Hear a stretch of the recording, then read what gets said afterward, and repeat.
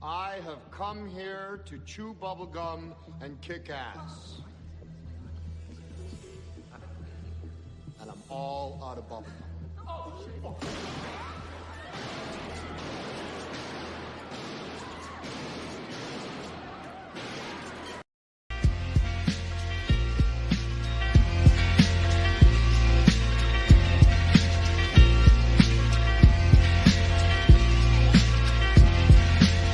Rice TVX, the mic's live wire.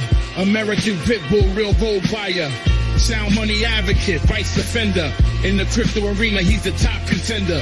From the gritty streets of the digital age, Rice lays wisdom, chapter and page. Silver, gold, he sports only the bold. Land, life, and liberty, these values hold.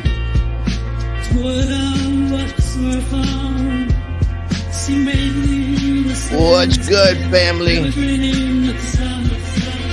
Constitution, deep dive, knowledge revival. Navigate the system, critical for survival. Rice engraved like inscriptions on metal.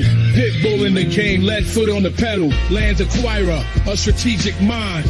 In the fight for freedom, he's frontline. Educate on rights, the law he'll explain. Chris Rice the Pitbull, breaking the chain. Make sure you smash that like button.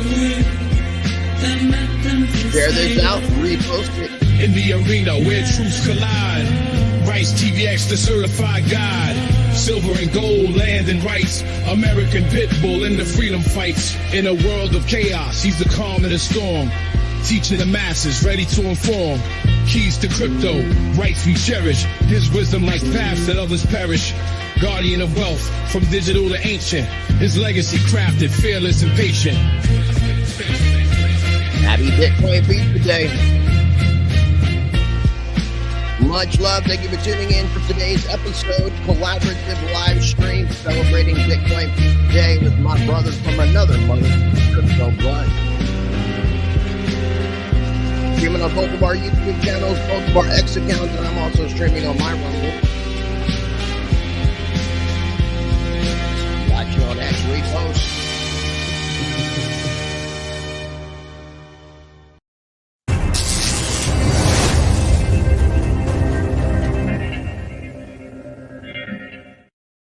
All right, ladies and gentlemen, before we get going, we got a few quick channel messages that we are going to be throwing your way, and then we're going to get things going, giving everybody time to get situated in today's live stream that we've got going on for you. You can always find information in every video description for the sponsor of Rice Crypto, Rice TVX, and that is Pre-Search, the decentralized search engine with AI that rewards. Check out Pre-GPT as well. You can earn pre-tokens. Information's in every video description.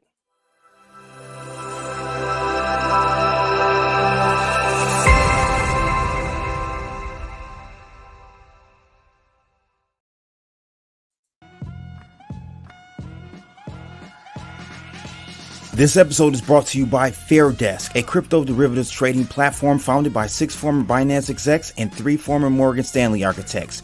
FairDesk is a company focused on building a platform that enables traders to profit from both rising and falling markets. Sign up today and CB will credit you up to $600 in trading funds. For more information, visit fairdesk.com. Link in the description below. Link in the description below, people. What's going on, Blood? What's going on, man? Good seeing you. Yeah, you too. Excuse me. What's going on over there, brother? I got choked up on some smoke. Let me clear my throat. Shout out to DJ Cool. With the K. With the K. Mercy, like 3 Ks, like Trek. Oh, shit. Going right back a little old school. And happy Bitcoin Pizza Day to everybody. Yes. The Bitcoin price is just looks like it hit right under 70. So, I mean, technically, this meme isn't exactly accurate. But if you look at the average price right now, about $70,000 per Bitcoin times 10,000 Bitcoin, we're talking about a $700 million pizza that at the time, I believe was valued at like something like $41 back in 2010. I've got an article from Investopedia so we can explain the whole intricacies of what, because I'm sure like a lot of people, when they hear this story, it makes them somewhat sick to their stomach because of the amount of dollar value that was spent. But it's so much more historical than that. Laszlo was a miner. I'm pretty sure he had more than 10,000 Bitcoin. And I'm pretty sure he's still pretty well off, and he still made a lot of history. So I don't know, bro. I think he didn't have much Bitcoin left, if I'm not mistaken. I don't know. Maybe I'm well, wrong. I would imagine that if that's the case, though, that the community would have came and donated Bitcoin to him, just like they did to Andreas Antonopoulos. I don't know if you remember that back in like 2017, 2018, when a bunch of people donated to him. Yep. So, yeah, Laszlo definitely he wasn't a millionaire. He was just really spending all his money. Shout out to T-Well, aka Twill. Twill, yeah. Good seeing you. Andreas Antonopoulos he was dedicated, man. I don't know what he's doing nowadays. I know he still does videos. We both had him on our show, which is cool. Yeah, I mean, I think he's doing a lot of like stuff on the private side on Patreon. Okay. Yeah, and I think he posts stuff every once in a while. So definitely protect your neck, people. Protect your neck. Appreciate you as well, man. Thank you for liking both streams. Yeah, you guys can also do that. You can watch, you can mute one, you can smash that like button on both. We're live streaming on both of our YouTube channels, both of our X accounts, and I'm streaming over on my Rumble as well. Let me go ahead and pull this up real quick. I saw this, man. I was like, I'm not sure if I like my coochie with cheese. Yeah. If you know what I mean. We're Bro, talking about designer. We're talking about designer memes, but still. Yeah. Great meme put together from the coochie community. Oh man, they make some very, very funny memes. I think actually K Bulldozer put it together. Here's his tweet. Hey, shout out to the Blockchain Report for gifting 10 memberships on your side. Yay. Happy Bitcoin Pizza Day again, been pretty everybody. busy, bro. Have been pretty busy. Haven't been able to get a consistent schedule, and I'm going back out of town tomorrow. So I won't be able to get going onto a regular schedule program until the end of summer, basically, is what he's saying. He's saying end of summer, people. Hey, so real quick, if you guys are watching on the right side, make sure you guys are taking a moment and checking out Blood's website, and that is at cryptoblood.io. You can also follow him on the X if you're not already at cryptoblood_. If you're watching on the Blood side, make sure you're checking out my website, ricetvx.com. You can sign up for my mailing list. You can actually watch both of my channels directly on the website and follow me over on the X at ricetvx. So this article is coming from Investopedia, and I definitely, after we talk about this, I'd like to potentially dive into what's going on with the election today, the voting in the House for FIT21, which is the... Yeah, I want to talk about that. You brought it up yesterday. Yeah, I did a little stream on it. The FIT is the Financial Innovation and Technology for the 21st Century Act. So, and that's going up for vote today. Then we have the Ethereum ETF. The final deadline supposed to be tomorrow, and I'll pull that up on screen, but we'll revisit the conversation. But as you can see at the very top there under Van Eck, their final deadline is 5/23/24, and that just happens to be tomorrow. So hopefully we're going to, today we'll get some good news when it comes to this legislation. Even though I'm not a fan of legislation, it's going to be differentiating and delineating between the responsibilities of the CFTC and the SEC. When are we supposed to get this news? I guess anytime. And that we should be kind of paying attention. So if anybody who's watching happens to find out anything about this House vote for FIT21, FIT21, please let us know so that we can pull it up on screen. I'll try to do some searching for it, but we definitely got that and the Ethereum ETF. And we might have another guest joining us. We might have another guest or two, depending on if these other lazy content creators respond or not. We'll see. But this one's not lazy, the one that's sitting on deck. We do have somebody on deck. We do? Yeah. I didn't tell you about this.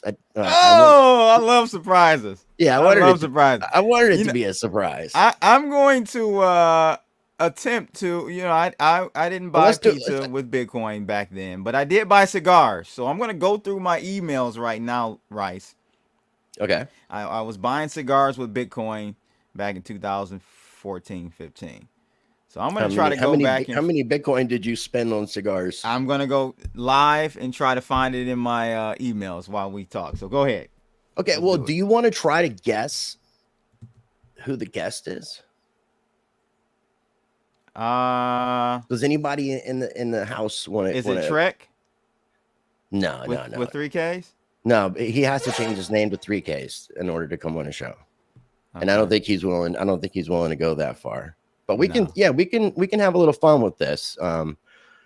Bitcoin Pizza Day for everybody, and we'll give everybody just a couple minutes to chime in who they think might be joining us. And I will give a hint: it's not Ben Strong. Oh, that so you can take that one out of the equation. Would be interesting. That would be interesting. So, what is this Bitcoin Pizza Day for people that don't know, maybe new to Bitcoin? Each year on May 22nd, it marks the anniversary of the day that a Florida man paid 10,000 BTC, that is 10,000 Bitcoin, for 2 pizzas in the first Bitcoin transaction, what's known as the first Bitcoin transaction. The day has become legendary, first because it was the first commercial use of Bitcoins, but more so because Bitcoin's worth in the following years. For the 2 pizzas, the man in question paid a fortune at today's prices. I believe it was like $41 in value at the time. Let me see if it's which was still quite steep. So the pizzas were $25, and it was through Papa John's. Okay, yeah, I remember that. It was a Papa John's pizza, and it says here, May 22nd, 2010, Lanslow, and I've never been able to say his last name, agreed to pay 10,000 Bitcoin for the delivery of 2 Papa John's pizzas on a Bitcoin talk forum. He reached out for help. He said he'd pay the 10,000 Bitcoins for 2 pizzas and maybe and would like 2 large ones, so he might have some leftovers for the next day. And it mentions that at the time, a British man took up the offer, bought the 2 pizzas for him in exchange for 10,000 Bitcoin. Even then, the recipient of the Bitcoin got a bargain, paying about $25 for the pizza, while 10,000 Bitcoin were then worth around $41 back in 2010. So that shows you the increase in value from 2010, 10,000 Bitcoin being roughly $41 to today being right under 700 million or right around 700 million. So it is definitely the world's most expensive pizzas. What are your thoughts on that, though? What part? Just the whole thing? Just this whole thing, yeah. Does it make you sick to your stomach? Yeah, I mean, here's the thing. Shout out to Anything for Clicks. He says Carlos. Carlos is in the back. Hey, yeah, we should get I didn't even think about reaching out to Carlos. So that's another clue. I think it just illustrates that Bitcoin is not a means of currency. It's more of a means of, you guys like to say, wait, I get it confused. Is it money or currency? Man, I told you I stopped that argument. Okay. I stopped it. But I prefer to call the fiat shit currency still. Okay, so fiat shit is fiat is currency. Okay, other stuff's money. Whatever the case may be. I think it should illustrate that Bitcoin is not an asset that you should spend. It's an asset that you should hodl, because it will over time do very well against all of these fiat currencies. You should never pay your taxes with Bitcoin. You should never buy, like I did, cigars with Bitcoin, pizzas with Bitcoin, socks. There's a socks too, right? Someone bought socks with Bitcoin, spent a lot of money. Yeah, no, my friend Mike Salvi bought a shirt, I think back in 2016 for 2 Bitcoin, if I remember it correctly. And that's a mutual friend of me and Bozak's. I think you might have met Salvi. He's a comedian. I met Salvi. Yeah, Mike. Looks like one of the looks like a Super Mario brother. Yep. Yeah. Yep. What is he up to nowadays? Doing comedy. He was actually he did something last week on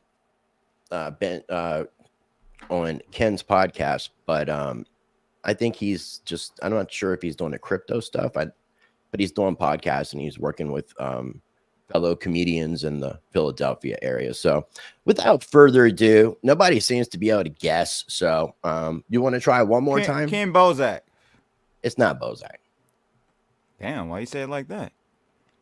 But what is this? I don't know what this other thing is. Like I see this. There's something else on stage, but I don't know if it's a screen share from this individual or not.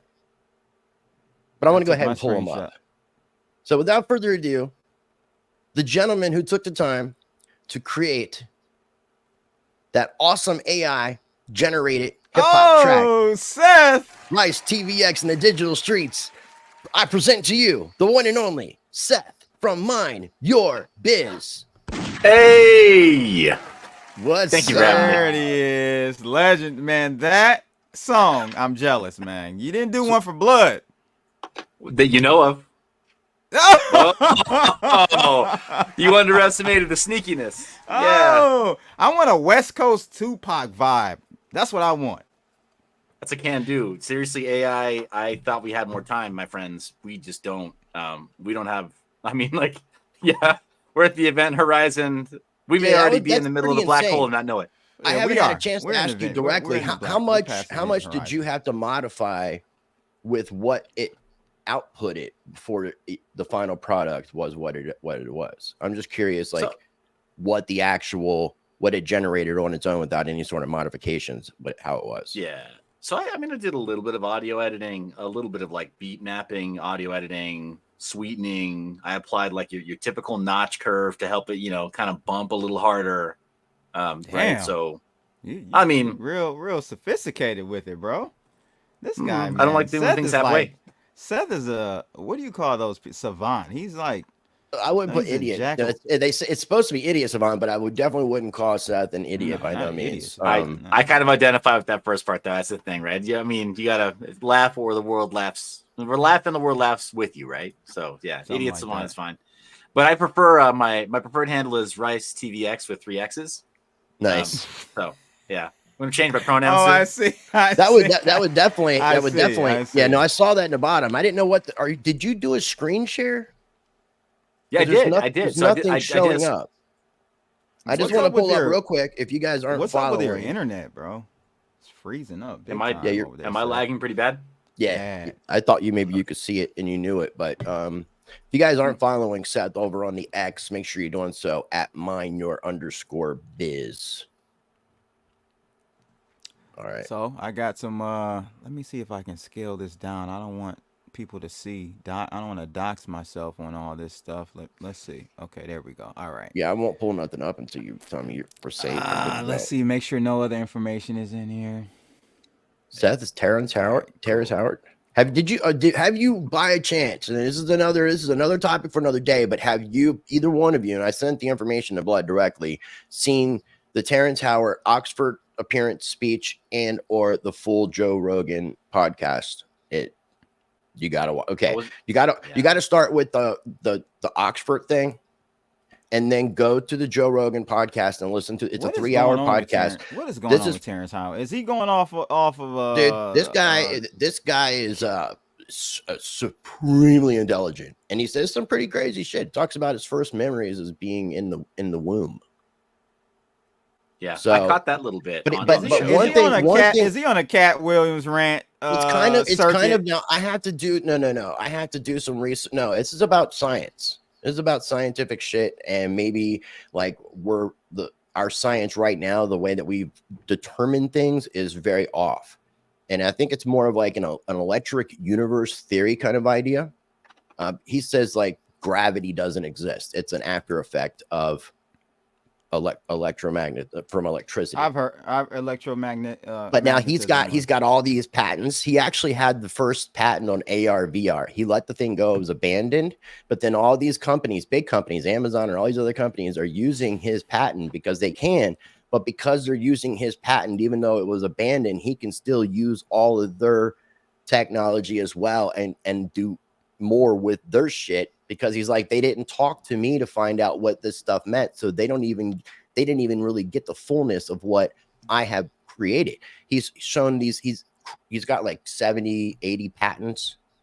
He's shown I don't want to give away a lot, but man, he's done some amazing shit. And he wanted to make sure he patented all this shit before he went and talked about it publicly, because other scientists who have done things in the past who didn't do things like that, other people got credit for it. So it's fucking amazing. It's amazing. 10 pounds in the house. We got 10 pounds. He knows his rice, man. Some basmati. Hey, That's a rice. Funny. That's some good rice. Don't mess with the classics. No. Good rice, right? NFA. So what do you think about Pizza Day, Seth?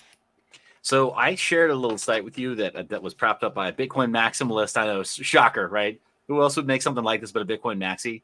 And every time that we revisit Bitcoin Pizza Day, I bring this site up again, and it's just called bitcoinOrShit.net. Real simple to remember, bitcoinOrShit.net. And when you go there, you'll go through. I can go through a couple of the first things past the opening page, but it'll just kind of line up some things that you could have bought at a given time, and it will translate for you the opportunity cost of the Bitcoin you would have purchased with the same money. So that cigar that you smoked 10 years ago, Blood, I already got it up. No, listen. I'm looking at the amount. I'm done. I thought I was street smart. I thought I was street smart, Rice, but I'm not. Clearly. Wait till you see this email. Yeah, I thought your screen share was still up, man. My bad. I thought I had removed mine because I was trying to pull up something to play here in a minute.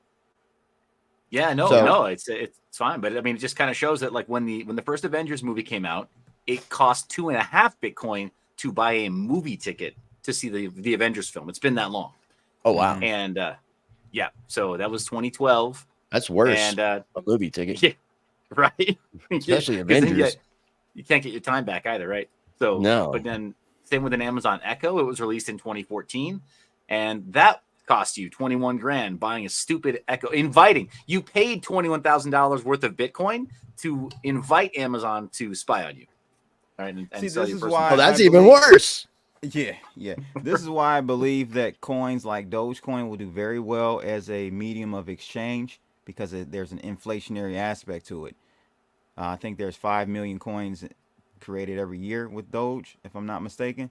That's great because we won't have this regretful regular pizza. But on May 22nd, 2010, spending that. So sorry. No, go ahead. I can't take it. Day in history, Laszlo Hanyek sent 10,000 Bitcoin to a pizza shop when it was worth all total of about $40. Had he held on to it, that Bitcoin today would be worth $700 million. For anybody that says Bitcoin isn't real money, let me tell you something. Laszlo is real salty right now. So if you see him on the street, buy the guy a slice of pizza. Follow me for more financial advice. Good morning. Follow me for more financial advice. And then I was scrolling down and like he bought this book. Good New Year. Welcome to 2024, where one Bitcoin is worth $45,450. Do us both a favor. If you bought this book or anything other than Bitcoin, just throw it away and just keep buying Bitcoin until you don't have any more money. Follow me for more financial advice. Good morning. Welcome to December 24th, where one Bitcoin is worth $43,645. And if you bought Bitcoin instead of a fucking Bitcoin conference ticket, you have $555, which isn't much more than the cost of the ticket, which is $349. But you'd save all that money if you just walk in the front door like I have every single year. Follow me for more financial advice. I love it. Yeah. So I'm the last one. Welcome to December 23rd, where one Bitcoin is worth $43,752. I know what you're thinking. Mike, we already talked about this coffee cup thing and how much money I would make if I had bought Bitcoin instead of a fucking Starbucks cup. But I guarantee you bought a Starbucks cup since you saw the last video. You're wide awake and have no money. Follow me for more financial advice. Yeah. I love him, man. I've never actually gone back and done this, and I'm pissed. I'm really pissed. I'm actually pissed. Yeah. Okay, let's get it out. Come on, man. All right, so this is let me share my screen. Let's do this really quickly. This is the site. This is one of two sites. But I can't remember the name of the other site. Hey, real quick, while we're doing this, make sure you take an opportunity to smash that like button. And I always encourage people watching over on the X to take an opportunity to repost this live stream, whether you're watching on the Blood or the right side. We got Dabatola in the building. Dirty DJs. Look. This is a site I use many years. I haven't ordered from them in a while, but Piro Express. You can order Cubans from Switzerland. 9 times out of 10, they get in here to the border. You have no issues, really. But this is the site I use. I don't even think they take Bitcoin anymore because I checked maybe a couple years ago. Let me see. Oh, they do. They're back. taking Bitcoin. Well, yeah, I mean, if they held the Bitcoin because of people like you, it would have benefited. Would have benefited the company in the long run. So in the long run, you really would have been doing a great service of support for that company had they actually held on to it. Maybe you should reach out to them and ask them what they did and do an interview if they did. I'm assuming they didn't. I assume they used some type of swap right then and there. There were some services back there you can do that. But anyway, so Puro Express, right? Let's go over here to my Gmail account. Make sure nothing's up here. It's one of my Gmail accounts. And what do you guys see here? This is an email from May 3rd, 2014. I ordered some cigars. 0.344. How much is that, Rice? 21 over 20, like 25,000 just off the top of my head. Damn. Round of applause. That's what it feels like, because this is the address seven times that I 3 sent the funds to. 0.3444. I should play that in the 4 digits. Let me see. Yeah, let me pull that up, bro. This is insane. I can't believe I did this. But I didn't. You didn't know back then, 2014. I didn't know what like Bitcoin was going to go to. Yeah, but I mean, $70,000. We're talking about a man. We're talking about a self-made man over here who's like got it, and he's now upset that he's lost some little piddly change that us peasants might think. Well, that's how self-made men get, though. Here's the thing. That's why you follow Crypto Blood. He's the guy that's going to help you obsess over the right details so that 10 years from now, you too can be regretful of the cigars that you bought. Okay, I got it up. I went on the blockchain. Okay, share this tab. So this is the address I sent it to. No Bitcoin in it. No. Yeah, the balance is 2 zero. transactions, 1 in, 1 out, most likely. This was the in. This was the in. This was the out. So this is where I sent them 0.3444 interesting to follow it. Bitcoins worth $23,000. Just say $24,000. I said 21 to 25. So 23 is right in the middle of that. I don't even know if I bought a whole box. I can't remember. It's upsetting.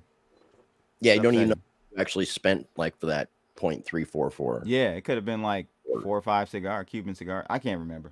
Right. But I'm just gonna make myself feel a little bit better and say I bought a whole box of cigars, which is typically 10 to 12.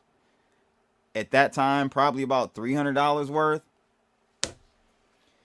It is what it is. I appreciate everybody taking the time to join us, man. We've got 82 people on your X side, 33 on my X side, 13 on my YouTube side, and 40 on your YouTube side. And there's some people watching over on the Rumble as well. I did not know you guys were on X also. I didn't know you were on X also. I would have been supporting over there as well, or throwing the likes, thumbs up. Much appreciated. No, it's all good, man. We appreciate it. Yeah, we've been lately trying to do some streaming on X and Rumble in addition to Control Tube. I love that. Shadow Tube. Right. I love it. How is Rumble doing for you guys? Because I know for a little while you guys kind of got some love from the algorithm. Has it been still consistent? Are they kind of? Well, I mean, we're not doing what we were kind of doing at the moment, which is something that we're going to be particularly picking back up. But I'm kind of stagnant.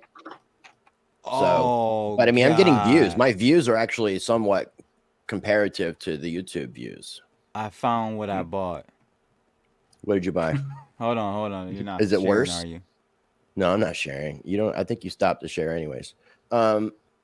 Is it worse? I think so. Thanks for joining, guys. Thank you for joining. Caffeinated Crypto. That's a great name. This is the same one. I just want to make sure I don't show my address. It's all the way at the bottom. All right, so look, let me show you. Boy, yeah, I bought a box of Partagas Series D number 5s. You don't have it on screen. Yeah, let me share it. If you want to share it, I'll pull it up. Yeah, I'm trying to see about the news for this FIT21 shit. See if it's if we've got an answer. All right, I got it up. All right. So, Partagas Series D number 5, which by the way is one of my favorite types of Cuban cigars. In a vacuum package, that only cost me 0.0023 Bitcoin. And yeah, man, that's like I think that box back then may have cost me like $280. That's a box. It's a box. So how many cigars is that? 280. 12. So 12 divide into 12 by 23. $24,000. What's that?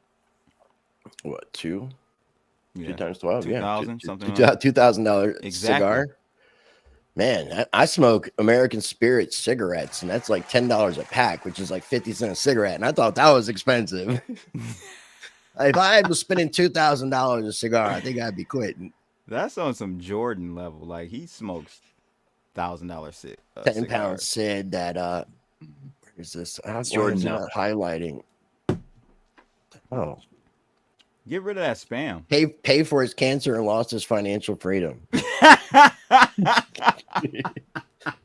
Love it. Dabatola said, what those cigars stuff with? Man. Crypto adoption coming. I've asked you to just comment your comments one time. So I'm going to officially put you. Is it spam? Yeah, spam. Okay. Yeah. But I think at today's exchange rate, also the grand total of that receipt is 26,500. I mean, I know who's counting, but damn. That's crazy. Okay, so it doesn't look like we got anything back yet for this FIT21 Act that's supposed to differentiate between the SEC and the CFTC as to who does what. I've got an article I can pull up here. Just going to navigate back over, and it explains what it is. But before we get into that, I didn't know this, but there's I guess several pieces of legislation that either have already gone through or are coming up. I think there's several things in June from what I'm understanding, but there was this bipartisan bill for blockchain competitiveness that passed House on the 20th. I talked about this on the stream that I did last night, the Deploying American Blockchains Act of 2023, which gives the Commerce Department a role in advancing the blockchain technology. It mentions that the Secretary of Commerce will take direct action necessary and appropriate to promote competitiveness of the United States related to the deployment, use, application, and competitiveness of blockchain technologies and other distributed ledger technologies. And it actually passed through House 334 to 79. And I was talking where I was telling you before where I thought we were going to start to see crypto being a partisan issue where Republicans were going to be pro and Democrats were going to be anti. And it seemed like that. But now, and I think that's just more of a Biden and Trump thing, honestly. They just happened to say what they both said on the same day. Biden said he would veto that one bill that the House is, that's not this. There's so much legislation. So this got passed, and this is giving this individual, she has a Twitter account. And to get back to the FIT21, talks about the genesis of it, who created the bill, but it seeks to delineate the regulatory responsibilities of the SEC and the CFTC. The act aims to clarify the jurisdictional boundaries between these two regulatory bodies, which has been a major source of confusion. The SEC will oversee digital assets classified as securities, while the CFTC will regulate commodities and derivatives. So that's basically what it's coming down to. And people are celebrating this. So it's like people, for whatever reason, seem to think that the CFTC is going to be better on crypto than SEC. It's like they're expecting it. And I'm not really thinking that's going to be the case. They're going to be positive for the bankers who pay them, and they're going to be looking out for the best interests of the US dollar, in my opinion. So, Blood, what? Sorry, I'm gonna just jump in and just say, I mean, I don't know what more we expect from American regulatory bodies other than to put America first, and America and her interests first, regardless of what those interests are, and regardless of whether or not that comes from gray budgets or full on black ops. I mean, as it is right now, enforcement in this country, regulation and enforcement in this country, almost always is a means to obtain more materiel for more enforcement. I mean, stuff that the DEA does and seizes winds up somehow magically being in the possession of the CIA. The CIA goes and uses it for their enforcement operations. Many of these operations kind of like, on sort of, on shaky ground, legally on shaky ground from a regulatory perspective. And yet they still use it. What do we expect is going to be the case with any kind of a crypto regulatory body as they start to institutionalize and rather as start to codify more of these regulatory plays that they put into the playbook, essentially? Like, okay, CFTC can now hand this off to, 3-letter agency X or Y. Or they can, depending on whether or not it's any good for privacy, they can hand it off directly to the CIA to go fund some of those enforcement actions that they do that are, kind of shaky in terms of their ethics and legality. But I don't think it's not a big shock. But at the same time, we've got the EU kind of mopping the floor with the United States with MiCA, in that there's some clarity. So at least companies that are trying to start crypto interests, they at least know what the rules are, so they're not going to get sued at random by the SEC or the IRS. So on the one hand, I don't love these agencies. On the other hand, I do love that at least now they're trying to tell us what the rules of the game are. Have you seen this tweet here? And this is something that I had discovered through another channel, but this guy's information is pretty on point if you want to check out his feed at Marty Party Music. But he mentions more evidence that something has changed at the administrative level in the US regarding crypto. We now see a second company moving their headquarters back to mainland US. Circle announced moving back to the US last week, and now Galaxy Digital are officially moving via the S4 filing as a Delaware corporation. So we do have companies coming back. So that is kind of interesting as well. And I would think that some of these people are privy to a little bit more inside information than we are. So if they're going to have the balls to move back, there must be a reason why I'm thinking that they're doing that. And I mean, Circle, it makes sense just because they've been playing ball especially with different government agencies. What's your thoughts on this legislation, Blood? I don't really have a thought on it. Really, it's more so I'm just kind of waiting to see what happens with this Ethereum ETF. I said that I thought it would. Remember, I said I thought it would come in May of this year, and it's so funny that we're here. I changed my opinion about it when they. Well, it has to come in May. It has to, though, because of the deadline schedule. It can be look right? at the top one, Van Eck. I mentioned this at the beginning. It's tomorrow. The final deadline for Van Eck is tomorrow, just like the final deadline for ARK Invest came up the day that everybody was approved.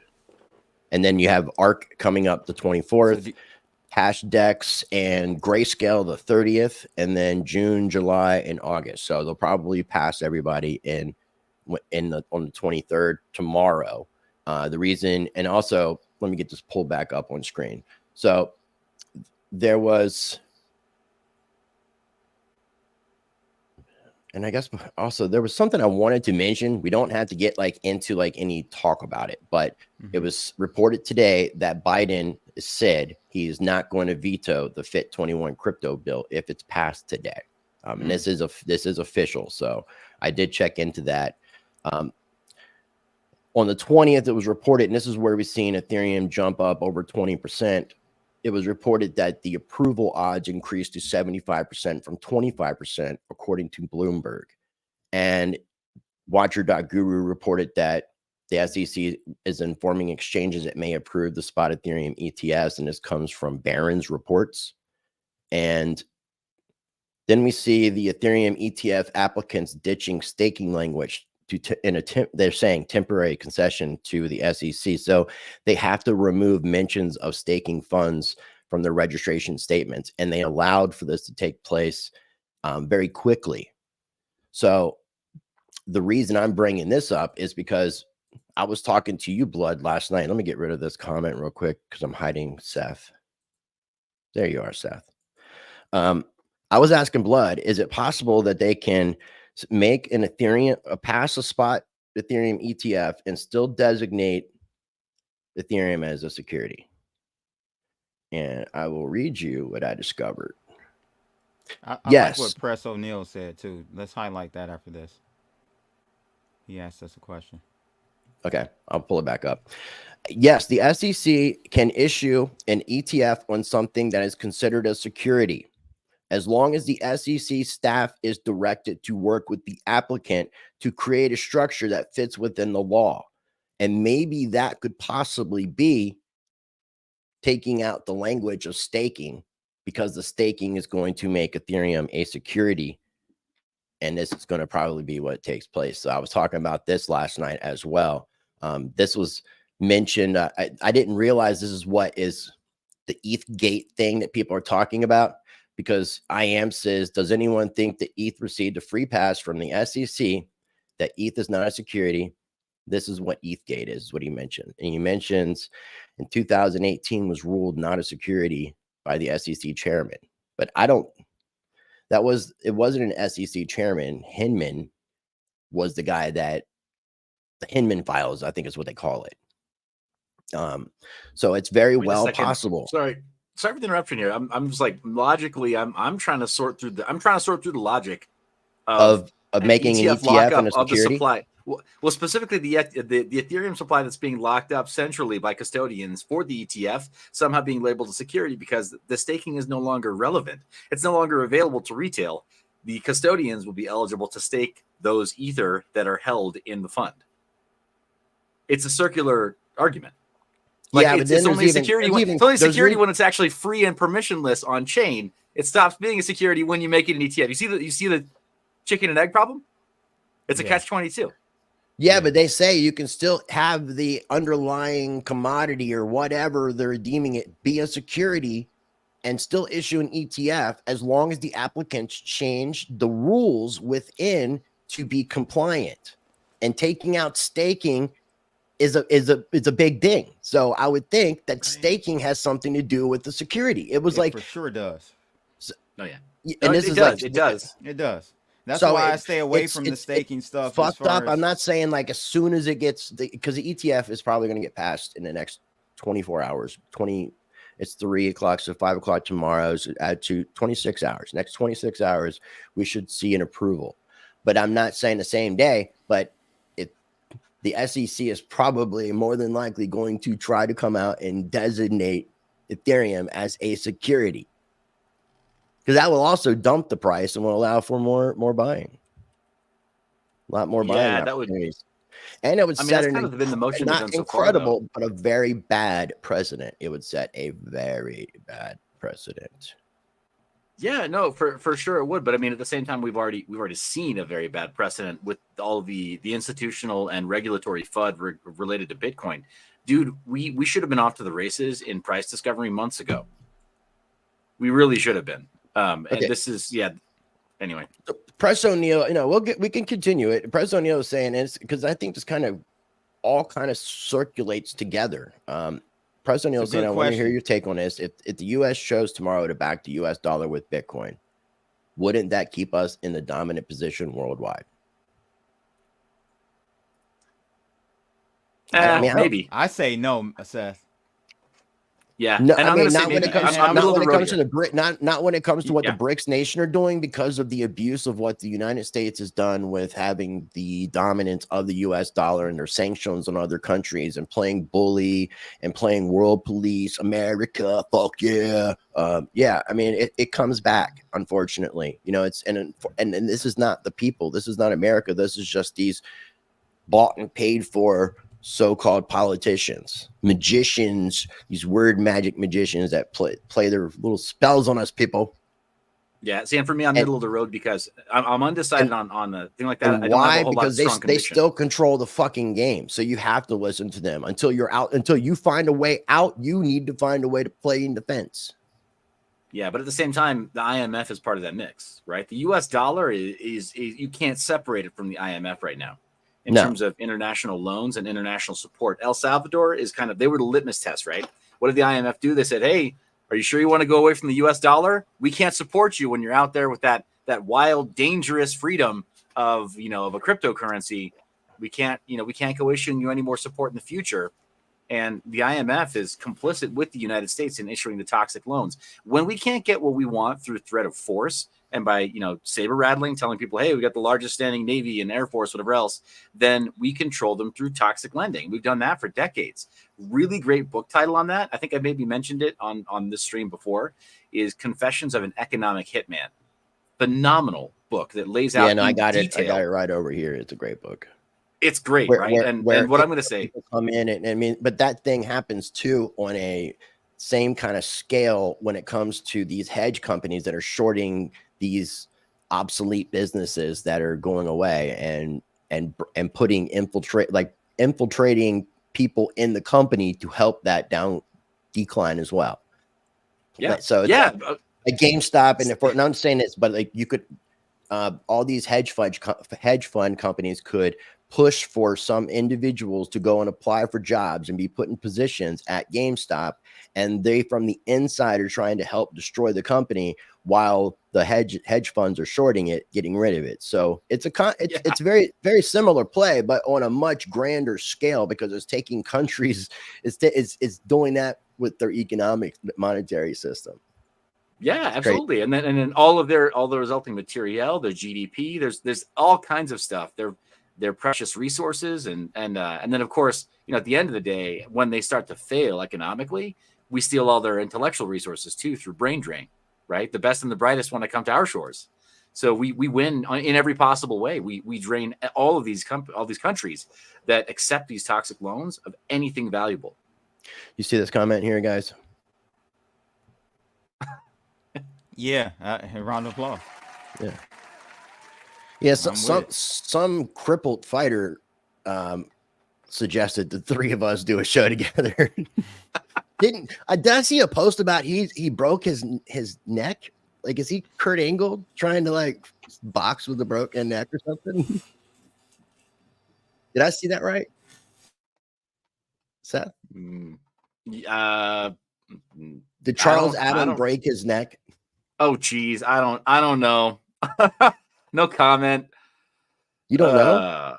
I really don't know. We talked recently, and I don't know what the latest is there. I sincerely hope that we can see Charles Adam in Austin, right? Because that's so he said where he said tore my bicep, broke my neck, taken a I guess short notice fight at Karate Combat during Consensus, perhaps still fighting at Crypto Fight Nights on June 15th in London. Said he tore his bicep and broke his neck. How the hell did you break your neck? Stop eating all that. It can be a fracture. Man. No, I know. So I used to. What are you going to pull a Kurt Angle here? I guess you can do a lot with a partially fractured neck bone somewhere. Like, I mean, you got a lot of vertebrae here, right? You got to get the atlas right there, right next to the skull, then a few more before it gets to technically your back or whatever.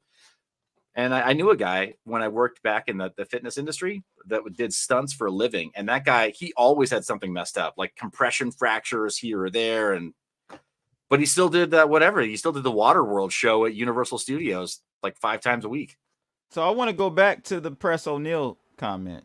Okay. Because categorically, listen, if we try to go back to or use Bitcoin to back or the use dollar, any kind of backing, it doesn't matter. We're done. We're done, ladies and gentlemen. We're done. The only way we've gotten away with this shit so long is because it's not backed by anything. Right. It's right, we're playing a game. We're playing a game of make believe. Yeah. Well, beyond that, also. Go ahead. The only difference between just to say, like, of paper. You can read it, but that's the only difference is that you think one has more value than the other. Well, there's also the monopoly of violence that stands behind the one. So, fuck around and find out, right? Unfortunately, in so many ways, right? Like they will bring it to you if you doubt that belief, right? Unfortunately, we can't keep our dominance if we're held accountable for our. Oh, what happened? What just happened?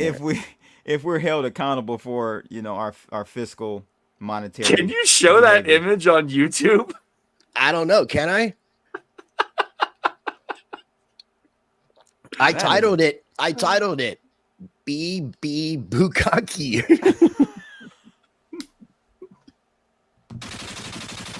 By the way, I do have one of those, and somebody gifted it to me as a singular NFT, one of one. I may put it up for auction. Oh my gosh, boy? That's hilarious. One of these two. Oh. Oh my God. Yeah, man. I think it would be over, Press O'Neil. There's no way we can go backwards from here. We have to keep printing. So, keep printing until the digital system's ready. Or we can do a basket, and we can wean into, I think, a basket of assets where Bitcoin is maybe a small part of it. But yeah, the system will absolutely implode if there's not a way for us to institutionalize fraud. Right.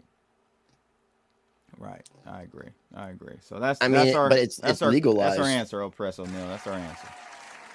It's legal. Yeah, I mean, there's not going to back it. I mean, because that would just completely change the game. And I think Zimbabwe just tried to introduce the gold-backed something. I don't think it's a CBDC, but something gold-backed. There are gold-backed currencies. I mean, now creating something new. Let's say, for example, the BRICS nation, if they're trying to create their own global reserve currency, yeah, they could decide to back it with whatever they want to back it because it's a new currency. It's being created. But you can't take a dying currency and then try to bring life back into it. It's not going to work. A lot of people talk about that. And I hear people saying, well, they're going to reset with a digital dollar. No, they'll reset with the CBDC system that'll be attached to a social credit score. Where you'll have digital ID. You'll have to sign into the internet. That won't work either. That's not fixing the root problem. The only thing we could possibly do is what Mind Your Biz said is have a basket of currencies and maybe a little sprinkle of gold, a little sprinkle of Bitcoin in that basket to somewhat give us some validity. But again, that's still it takes us in the wrong direction. It takes us in the right direction for accountability. I can't even say the word accountability. I can't say the word. I don't know why. Accountability. I thought you were straight help you. bro. It takes us in that direction. I guess Ben did make an appearance after all, didn't he? Right. But it doesn't help them, the Treasury, keep the Ponzi scheme going. So yeah, they can't afford it. We have too many budgets. Can't afford it. But going in this country to fully depend on the money printer. Yeah. Well, and left, right, center. I mean, even the people who used to be capital L libertarian, they never really voted against the money printing measures. The omnibus bills that came through, they never really took any political action to shut that down. That's why, I mean, for my part anyway, and I know a lot of other libertarians, why there's so much disenchantment with the Libertarian Party. They stopped standing for anything against the two poles. We can listen to Maxine Waters speak. I didn't know this thing was live. You guys want to? We can. It doesn't mean we have to. It doesn't mean we have to. Blood's trying to actually, from what I understand, and I know I wasn't supposed to share this publicly, but he's trying to get Maxine Waters involved with the Gucci coin. Oh. So I can think of no higher purpose for her career than to finish on that high note. Yeah, that would be the highlight of her career. So yeah, that would be right. She would do better than Pelosi with her portfolio, I think. Gucci for Speaker of the House. Apparently, Putin, he's got the portfolio. Apparently, that guy is like $2 billion, something to that effect. Oh, I heard that the Iranian, the Ayatollah or whatever of Iran is worth $200 billion. I saw that yesterday. $200 billion, bro. Wow. Did you hear about the president of Iran? Yeah. But I'm saying the Ayatollah, the guy above him, he is worth $200 billion. Most of those, he's like 80 something years old. But most of those sheiks have some crazy money. That's why it was Busta Rhymes who put out that really crazy awesome song, Arab Money. Arab Money. And that Dubai money. We talk about Dubai money. Yeah, that's some money. Yeah, I don't know, man. That's some total value locked up. UAE is an interesting place. I think that Dubai is just the press release for Abu Dhabi, though. I think that Dubai is interesting. It's all flash, not quite as much substance. You've been there, first time, and I was impressed. How did you enjoy it? As a person who doesn't have a net worth of $200 billion, it's not made for me. I'm just gonna say it's not made for me. I tapped out after only 2 weeks. Did they have a McDonald's there? They have a McDonald's there. You're not gonna believe this. I went to one of the McDonald's because there's one. First off, they serve the McArabia, which is literally the Big Mac, but in a pita instead of a bun. All the same ingredients, exactly the same. That sounds good. Pita instead of a bun, but they call it the McArabia. And then at that location, I was like, you know what, I got to try it because it's in this bougie kind of like upscale side of town. And you hear stories about this. Somebody literally had a Lamborghini parked outside of the McDonald's, left it running, keys in the ignition, not a care in the world. The place it's wild. It's unlike any place I've ever visited, man. I heard. So that's insane. Yeah. Good place to raise a family though, right? I've seen that. But you were there when it flooded, weren't you? Yeah, no, water landing. I was one of the last flights that were permitted to cross the Atlantic and then land. What did you think that was a natural phenomenon in the desert there? No, it's not. Well, now that I'm on like internet, now you're not in Dubai, monitored by our guys, I can just say there was a gag order. First off, you're not allowed to say anything remotely critical of UAE using any of their telecom. They view it as kind of like that. Those are like the road signs on their whatever, their highways. Like, you wouldn't speed, so why would you do something rude on our internet connections here? Like, yeah, so you can't say anything critical while you're there, but absolutely, it's never just one thing. They've been doing the cloud seeding, but then also there was a pretty intense act of God that they didn't factor in, so mistakes were made. So, oh, that's what it was. Okay, so it was two things, two circumstances that happened at the same time. Gotcha. Yeah, but I mean, when you're routinely throwing chemicals into the sky to force rain, it's only a matter of time. So it happened finally. Wow. Yeah, you got to experience it.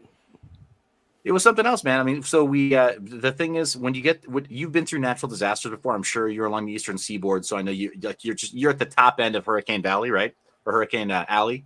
I guess occasionally you'll get some heavy rainwaters out there. So and I've lived in Florida before, so I've seen it, but it's different everywhere you go, a little bit different, but natural disasters bring out the best and the worst in every place you go. But in Dubai, I'm just telling you, you would expect in other areas where whatever, you see abandoned BMWs and Teslas and fancy cars on the road, you'd think there'd be like looting or people acting crazy. Nah, they're scared. Like they handle society in Dubai. I will give them that. People acted right, despite there being a massive natural disaster. You'd expect some people to act up and just really take advantage and do something really. But they're very strict and strenuous there, aren't they? Like get in trouble. Like I've heard that you'll get multiple years in jail for having possession of marijuana. Yeah, I didn't look closely into that. What I will say there is multiple years in jail just by having it. Yeah, which is way worse than here. That might be the case, but ironically, I heard some people talk very casually about sourcing ketamine on the street, very openly. So it's like picking your battles, and people socialize and party there a little bit differently. But yeah, no, weed is one of those things. That we like horse tranquilizer. We don't want natural plant medicine. We just want horse tranquilizer medicine. Yeah, I haven't looked very deeply into it. I heard Floyd Mayweather's in trouble over there. Did you hear that?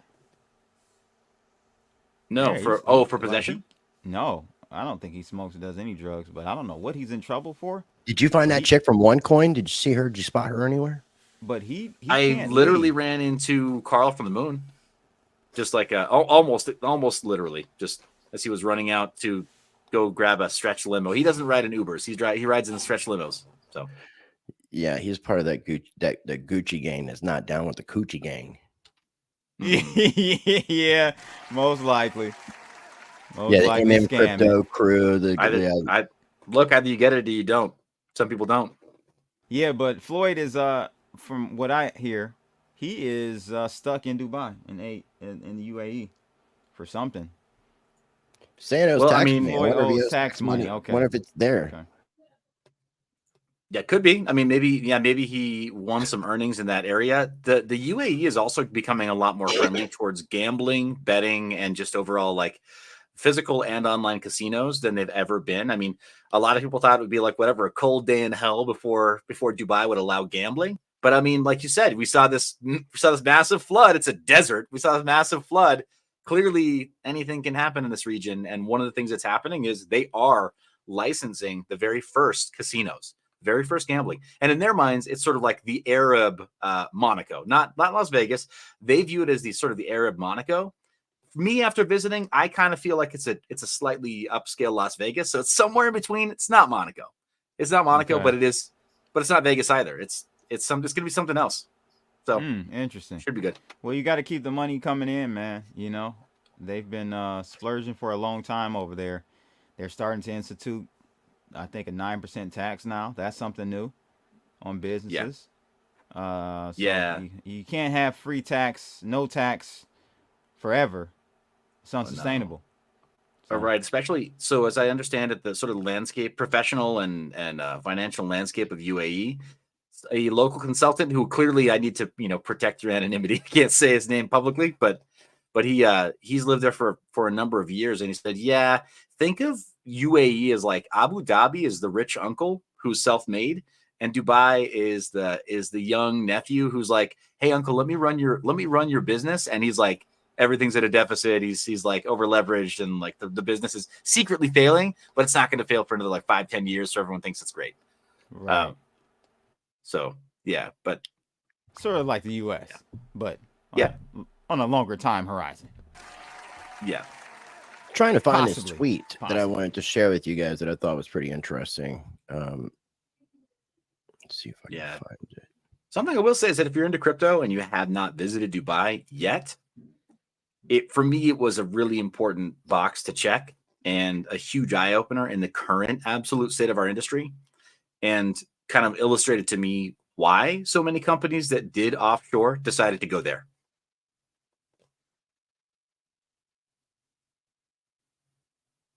Wow, we just got quiet. Why is everybody so fucking quiet? Oh, I'm muted. I thought I was unmuted. I was trying to talk. Yeah, man, we can't have no dead air here. I thought we're all professionals. We're professionals. No, we're professionals. Come on now. Come on. Get it together. Get it together. Do the group photo. Yeah. Right. Take a screenshot. Where the fuck is this tweet? What tweet are you looking for? Make sure you guys hit that like, share, and subscribe button for Rice and for Mind Your Biz. Not for me. I don't want you to subscribe to my channel. I just want you to find me on the recommendations panel. He wants you to buy him cigars so he stops spending his Bitcoin. Oh my God. Don't subscribe. Fund. That's just gonna make cigars. me stop smoking. I'm done. Instead of the coffee fund, a cigar fund. Yeah. Hey, you're I the think Mate fund. I know Mind Your Biz knows about that. Yeah, man. So after a little bit of international travel, you can't see it, it's just in the cup, but I wind up having to drink kombucha every day because the stomach messed up, huh? I got wrecked, man. Yeah, just destroyed. You shouldn't have been drinking that water over there. I tried not to, but if somebody slips an ice cube in, how are you gonna know? Really? Slip a roofie in on an ice cube. Those dangerous ice cubes. It's all it takes, dude. That's all Are we talking about like NWA, like cube, or like frozen water? Yeah, no, frozen water, fool. Yeah. And after a little while in certain areas, man, you'll tap out. You're gonna want ice with your drinks in certain places, and you just shouldn't do it. All right, I found the tweet. Okay, so this is at Tyler Durden was saying that BlackRock can take as much Bitcoin as they want from Coinbase, and a transaction is recorded off chain. Mentioning that he wants to see the ETF wallets going down. We see that this means that they can borrow Bitcoin from Coinbase to short and are not required to show any proof they hold one for one. There's also a 2 to 30 day settlement, and all settlements are done in cash. Saying that the writing is on the wall unless someone can find the ETFs wallets on chain. There's a leaked trade a few weeks ago where someone, a very large entity, pinged BTC and MicroStrategy at the same time. So I think that it's very, very well possible that these entities, I don't even know why we thought we could trust them, like BlackRock, don't even have one for one with the Bitcoin holdings that they're offering in spot Bitcoin ETFs. They're known for rehypothecation. That's their. I mean, this is what they do. Reserve, fractional reserves. They don't do anything else but this. Seth is very Seth loves his wife, Mrs. Mind Your Biz. Yeah, no. That is a fact. Yeah. That is a fact.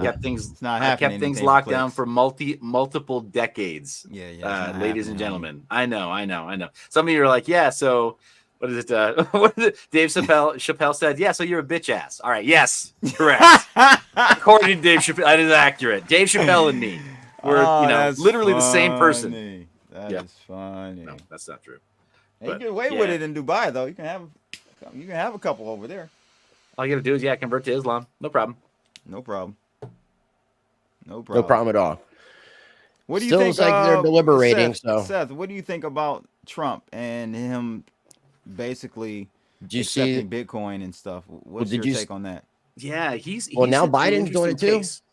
Biden's accepting it too, so it doesn't. It's not special. Well, I think what's happened right now, and I mentioned this as a conspiracy theory kind of more privately. I was concerned about talking about it openly because I just felt like it might have been too controversial at the moment, and I was trying to avoid certain kinds of heat.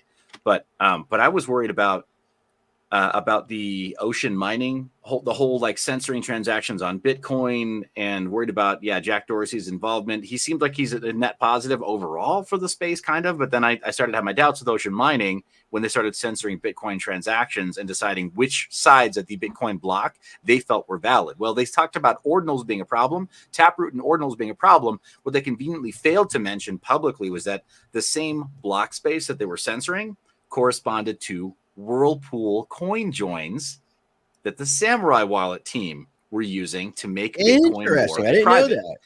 Yeah, this has been a storm brewing for a while. This is well before any enforcement action was taken against Samurai Wallet. I said, okay, I got to see how this plays out, but I've got a pit in my stomach right now because it's to me it seemed very obvious. They're going to go after the tech stack first. They're going to do what they can to work with insiders that they've been able to squeeze before. Because let's not fool ourselves. Dorsey, for as much as he plays a good role, puts on a good face as a guy who's pro Bitcoin and pro freedom. He was the guy that was managing Twitter when the CIA had their way with that platform. Yeah.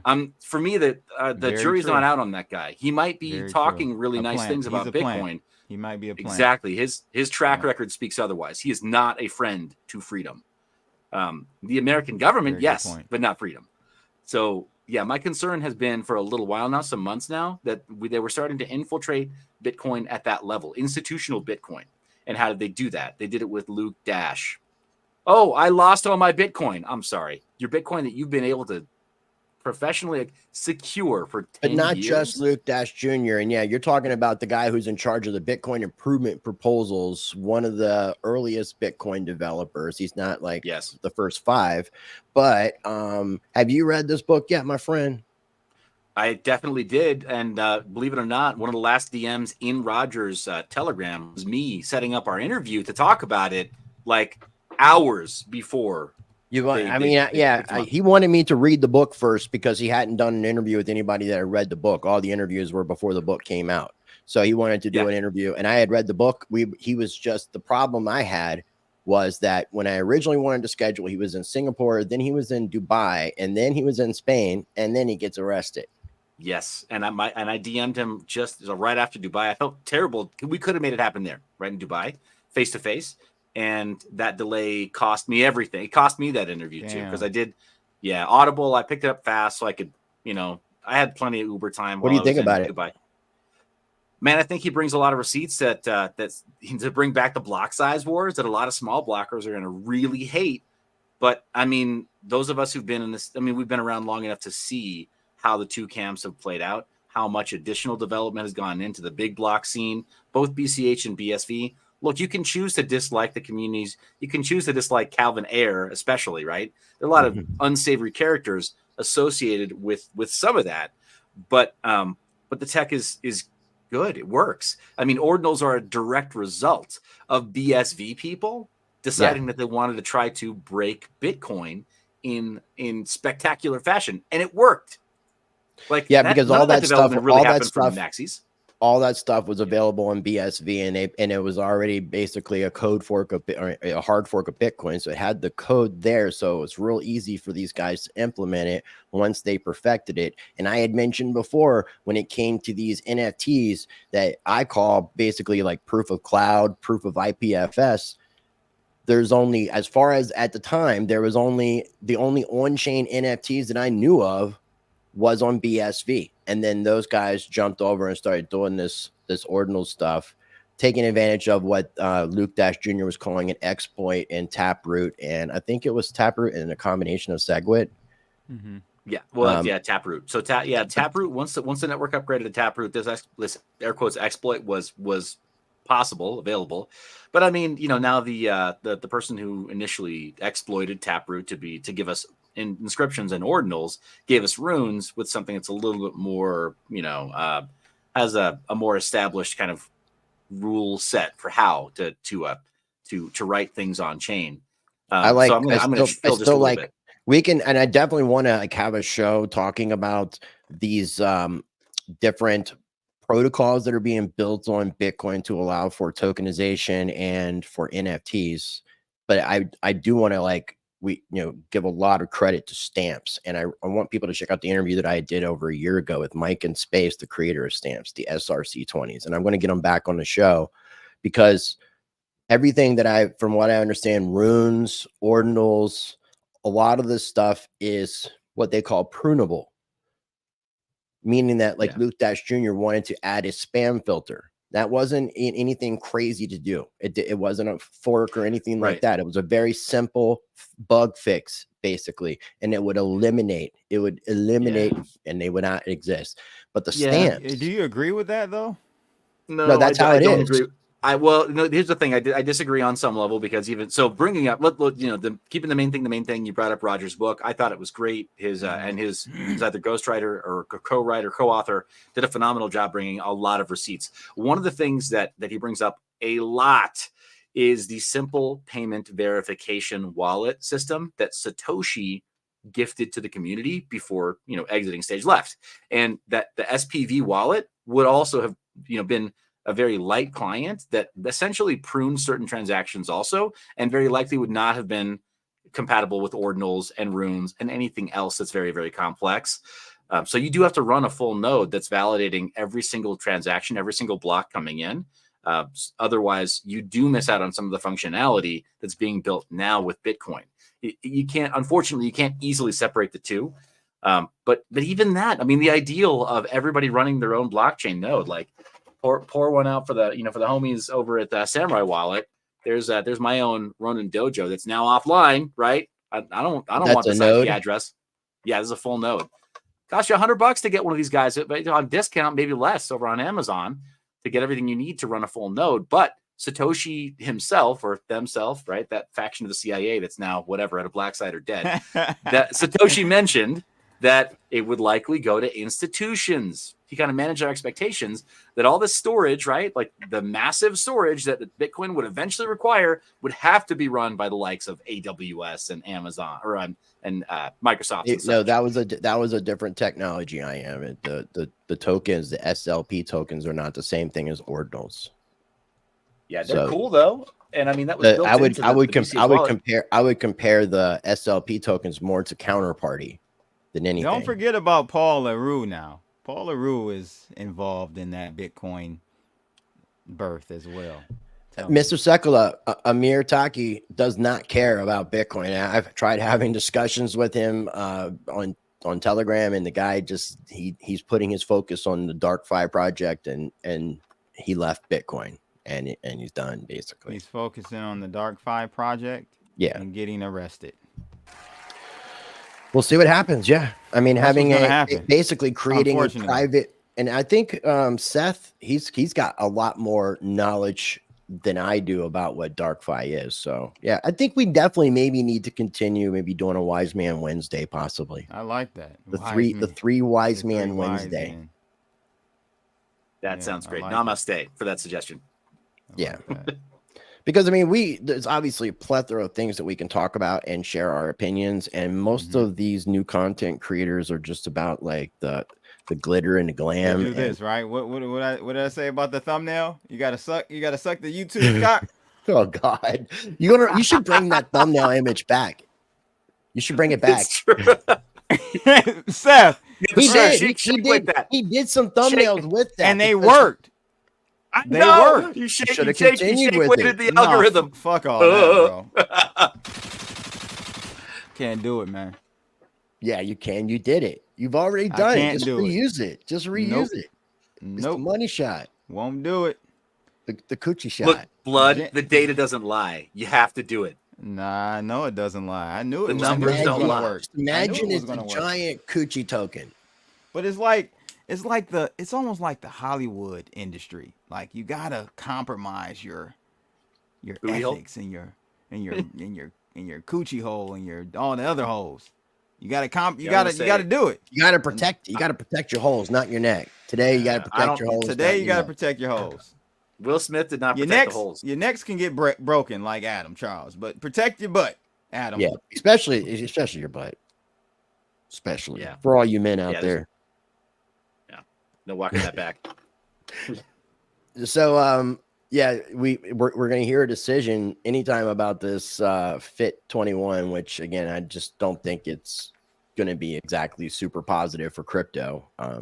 It may be short term in the price, but once the dust settles and I think people's roles are established, I think people will start to see that the CFTC is probably not as friendly as they think they're going to be towards the cryptocurrency industry. Nope.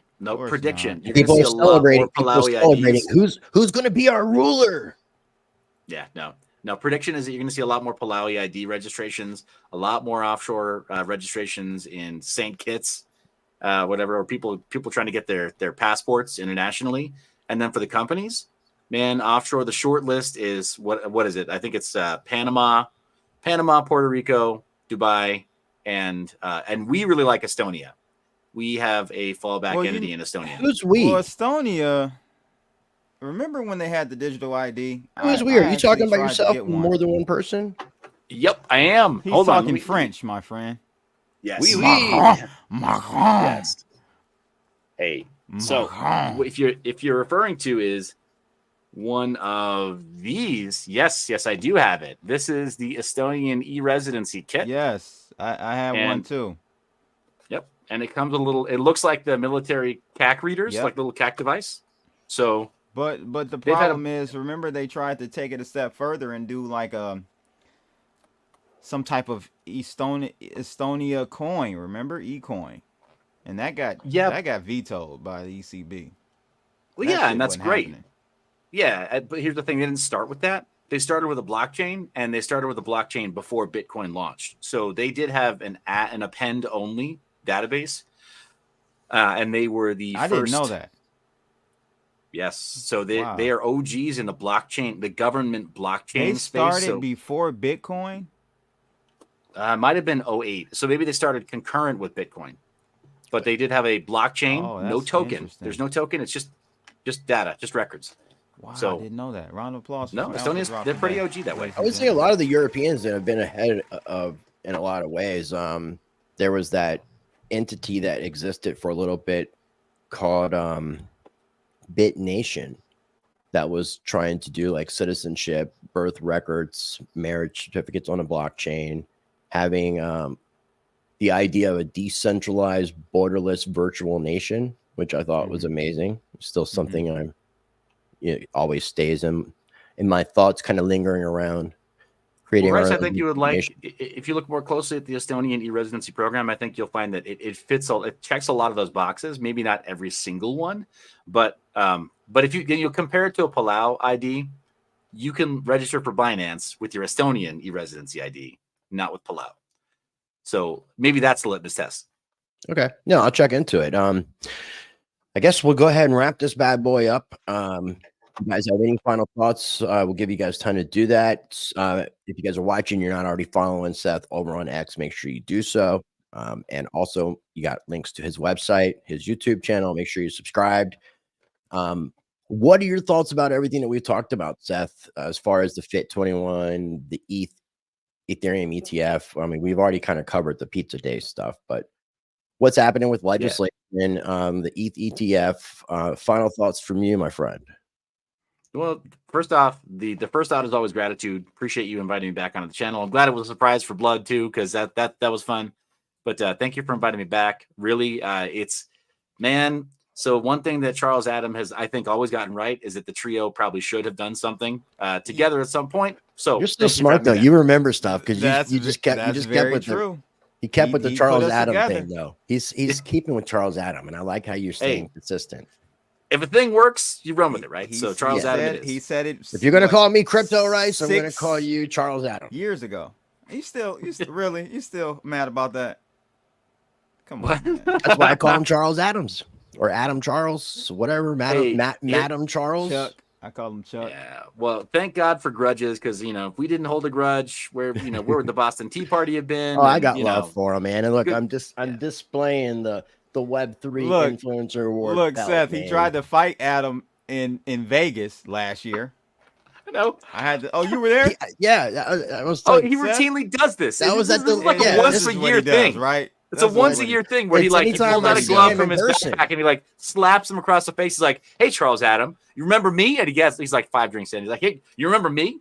Rice TV, Rice TVX, not Rice Crypto, not Crypto Rice." No, it was Crypto Rice, man. It was a dyslexic version of of the channel name anyway. So it was like, that's why I call him Charles Adam. But I got love for him, man. I hope his neck's not broken. No, same. And he looked when we were on the live stream, that wasn't bullshit. He looked great for that fight. He put in the work. He was gonna do great if it wasn't for that eye gouge or whatever. He's been putting in the work as a fighter, and I think he's in his lane, man. I think he's gonna do. I think he might go far, focusing on this niche of being a guy who's really, really solid at fighting, but has all these relationships on the influencer and crypto side. So hopefully that works out for him. But as far as everything else that we talked about, gratitude as always. Thank you for having me. And then all this regulatory stuff, man, we've been saying this for about 5+ years to the U.S. government: shit or get off the pot. What the fuck are the rules? And so I don't even care if they're bad rules. Just tell us what they are. So if what you're really can build trying around to do, it. Gensler, exactly. If what you're really trying to do is force me to conduct business offshore, guess what? Already 3 steps ahead of you. Got that entity, going to work on the fallbacks in a couple other territories. It's not rocket science. You can find these lists in a couple places and newsletters and such, or you can hire a consultant that already knows this stuff and gets you most of the way there with a little bit of hand holding. So I love that they're at least talking more seriously about, all right, well, we can't ignore this anymore because our dollar is failing so bad, so fast. We've been kicking the can down the road with the money printer the last few years that I'm like, just give us the clarity. Tell us what we're doing here, because otherwise you're obviously bleeding American investors and American companies that are working in crypto. You try to bleed us dry and shake us out so you can get your buddies at BlackRock and Grayscale in. And we called this. It's so obvious what they're doing.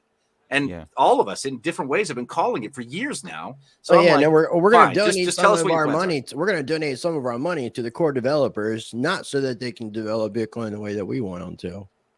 You got anything coming up on your channel, man, that you want to share? Anything exciting coming up on your biz? Absolutely. Some exciting stuff is coming up on the channels that we are talking to some Bitcoin OGs that are building some really exciting things there. Most of my content lately has been interviews. It's a lot less streaming on a regular basis. It's mostly high, what I view as high impact interviews in the crypto space and also the privacy space. Just as a reminder to anybody who wonders, why would I even tune into this guy? I was the first person to publicly conduct a video interview with the earliest Monero developer. I feel that passionately about privacy, and they came to me. So I feel that passionately about privacy. That's the former president of Secret Network, who was Arthur Hayes' right-hand woman, and prior to that was at PayPal. And there's, of course, everybody loves Misty and crypto. But I try to bring in, and that's one of the representatives of of another territory in sovereign land. Sovereign AI, you look land. creepy as hell, by the way. Dude, I know it's weird. Where? It's this both these two images, but this one in particular. Is that supposed to be Seth? Yeah, like AI Superman Seth. Like if Seth was like the perfect genetic version of himself or something like that. Mistakes were made, but I mean, hey, they're thumbnails, right? Mistakes were made. It was either that or you know what I had. You know what the other options were. Blood. I just couldn't. Not this. Do the AI. Yeah, stick with that. Yeah, I dropped the link for your channel as well in the live comments, so people can check it out. Make sure you guys subscribe. Appreciate that. Appreciate that. It's privacy content and then executive interviews primarily, and then a lot of live events where I'll pick up some of that kind of content. So don't check it out for price speculation. I really don't care. Because if you want to denominate something in dollars, well, how's that working out for you? Nice. Yeah. So well, thanks again for joining us, man. Yeah, we'll definitely have to click and talk together about maybe continuing this thing on Wednesdays. Yeah, that's cool. I'm down with it. We can continue the conversation. Busy, so this will be less work for me. Yeah, that's what I'm saying. And we could take turns running it. Yeah. Love it. Or you can run it. No, or we can take turns on it. Yeah, I mean, I could end your stream right now. I'll pay you some coochie. I'll pay you some. Give you some coochie to run it. Okay. I'll take. He said okay. I'll take your money. He said okay. Yeah. I'll take some more coochie. Ladies, just see how easy it is to buy. There you go. It's not necessarily easy to buy me, but I am buyable. Coochie. Yeah. There's certain things that obviously is not for sale, but there are lots of things that are available. For rent? Rent? We can rent it an hour at a time? Yeah, I'll rent my channel out for sure. We could do channel takeovers. You can just do whatever the hell you want as long as you don't get my channel taken down. Because, I mean, damn, I haven't gotten it taken down yet. Right. Right. So, thanks again for joining us, man. We appreciate it. We'll be in touch, man. Appreciate it, bro. Yeah, no, my pleasure. Thank you, guys. All right, take care, bro. What about you, my friend? I want to encourage people that are watching over on my side, on the right side, to make sure that they're following you over on the X at CryptoBlood_ and checking out your website, cryptoblood.io. And then again, if you guys are watching on the Blood side, make sure you guys are checking out ricetvx.com and following me on X at ricetvx. But yeah, you got any final thoughts, man? Yeah, man. Don't be a virgin and get you some coochie. That's all I gotta say. That's Don't be a virgin. Don't be a virgin. Wisdom. No, it's a lot of great things going on behind the scenes with the meme coin project, Coochie. Again, I gotta go out of town tomorrow. I'll be back, I think, over the weekend, and I should be back to my regular schedule next week, guys, for sure. I promise this time. I promise. But okay. Other than that, man, yeah, just go follow me. Like, what do you think about? What do you think about the name there below my name? I've been thinking about it. I like wok. Wok, because you fry your rice in a wok. That is hilarious. Yeah, so I think Fetty Wok worked. Fetty Wok and Coochie Man, right? Yeah. There you go. We're going on tour. Doesn't that work? Yeah, we're going on tour. Hilarious. All right. Well, I appreciate everybody for taking the time to join us again. If you haven't smashed that like button, we would greatly appreciate if you take an opportunity to smash that like button, especially if you like that image. We greatly appreciate it. If you're watching over on the X side, make sure you repost as well as giving that like. We greatly appreciate it. I encourage you, each and every one of you, to be a blessing to others. Treat people how you want to be treated. Be the glitch that you want to see in the matrix. Be the change that you want to see in the world. Smoke grass, touch grass. Buy you some coochie. Don't be a virgin. Anything else you want to add? I can't top that one, bro. All right, my friend. Hit the rap song. All right, let me do that. I got to navigate. Appreciate everybody again for joining us. Thank you so much. Fading out. Rice TVX, Digital and Streets. This was created by Seth from Mind Your Biz, who joined us today. Thanks again for joining us, Seth.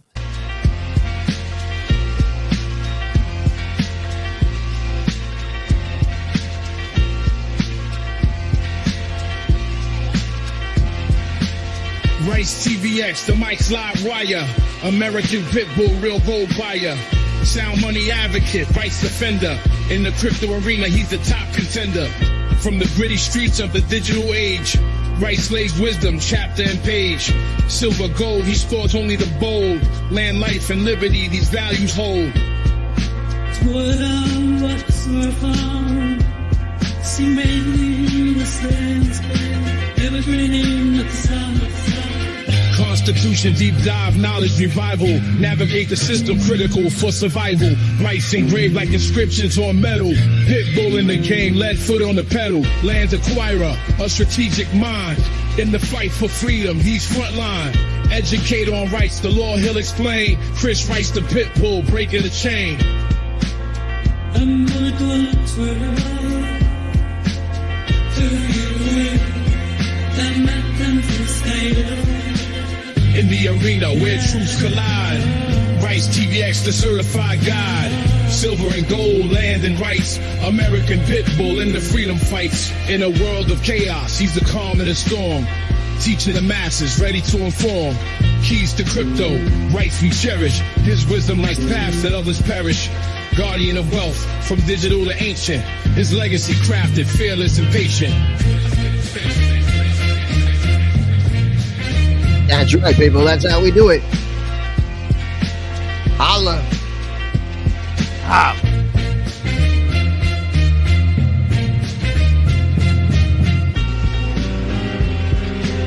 Make sure you subscribe. Make sure you smash that like button. Repost from the F. Gotta flex. I mean, don't be a virgin. Don't be a 40-year-old virgin. No. Buy you some coochie.